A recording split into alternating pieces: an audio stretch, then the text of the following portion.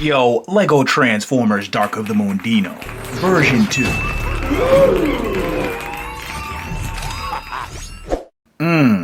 Alright, Brody, I see you back out here in these YouTube trenches with another one. No, see, we passed the trenches. We back out here in these YouTube fissures now, boy. Damn, son, where'd you find this?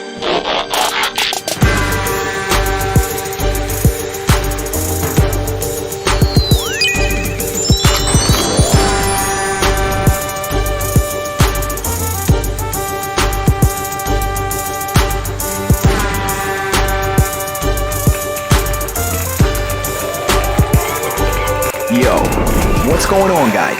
It's your boy Say here. Let's get right into it.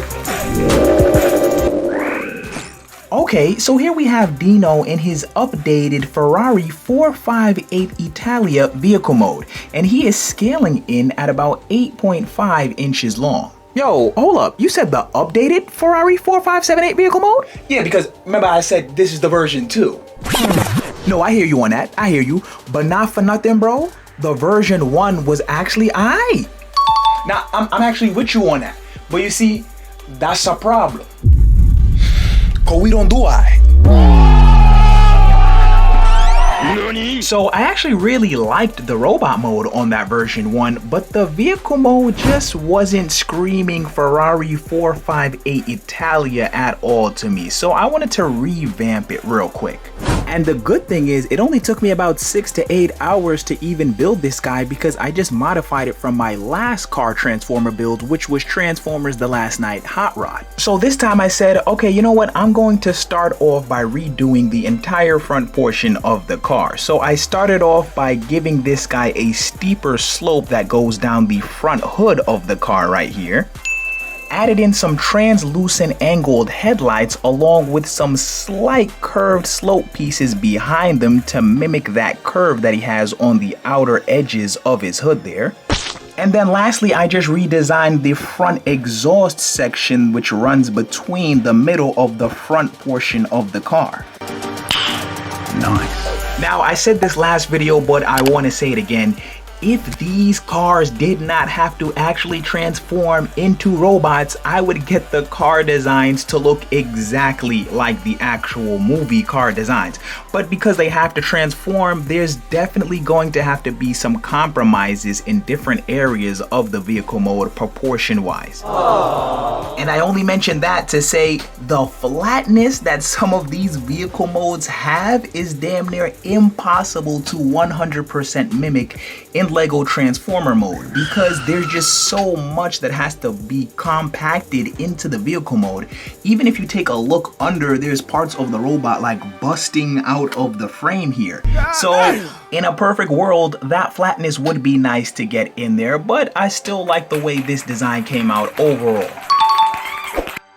Yo, come here for a second, bro. I want to show you something. Now you see that? Yeah, I see it. That's aight. Now you see that? Yeah, I see that. I see that. That's avance. Yeah, boy. Alright, so now peep game. You see that? Yeah, I see that. That's aight. So now you see this? Yeah, I see where you going now. I see where you going. That's avance. Okay, now just on a quick side note, if you are interested in having me build or review your favorite Lego Transformers and reviewing them on the channel here, consider becoming a Super Say. The membership link for that is in the description. Okay, hold up. I see you doing a lot of talking about this vehicle mode. What's really good with the version 2 robot mode though, bro? Oh, the robot mode been clean since the version 1. Oh, it been clean? Been. Oh, alright. Good talk. Okay, now here we have Dino in his robot mode, and like I said before, the version 1's robot mode was actually pretty good, but if you take a good look at this version, you'll see a couple of minor updates that I made to him to make him look a bit more like his movie rendition.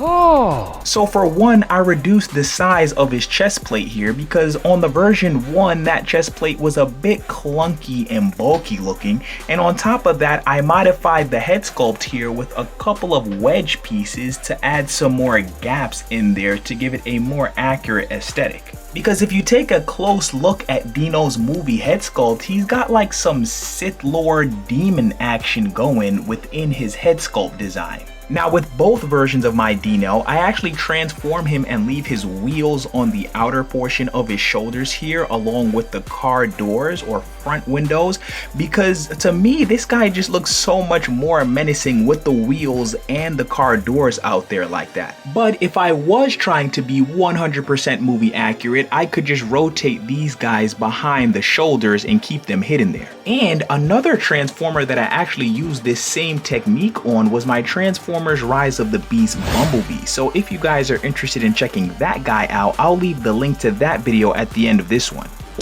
And of course, we could not showcase my man's Dino without showcasing the signature forearm blades. And this time around, instead of using the smaller Bionicle blades, I used some larger ones that look a lot more like his movie blades. However, I couldn't find these pieces in black for some reason within my Bionicle pile, so I had to go with the dark gray and blue. And last but not least, we could not showcase my man's Dino without the signature electrical whips as well. So, can I get a sheesh please?